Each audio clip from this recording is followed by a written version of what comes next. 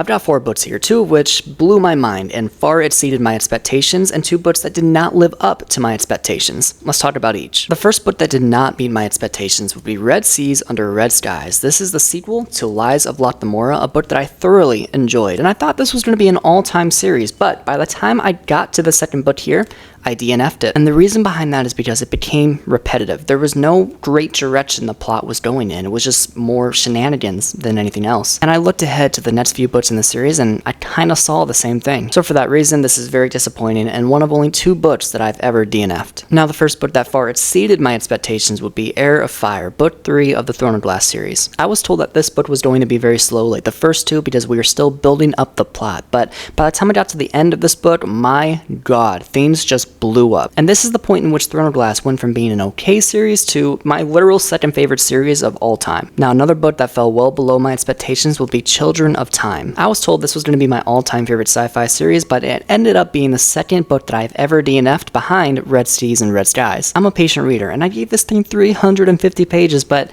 maybe it was just me at the time, but I did not see the direction that this was going in and I had to stop. Maybe I'll pick it up again one day, but right now it's no bueno. Now another book that far exceeded my expectations would be Lightbringer. My expectations were low going into this because the second arc of Red Rising just wasn't doing this for me, but when I started this puppy up, I started finally reading Red Rising novels late into the night again for the first time in forever. So for that reason, this book blew by my expectations and I'm thoroughly enjoying it.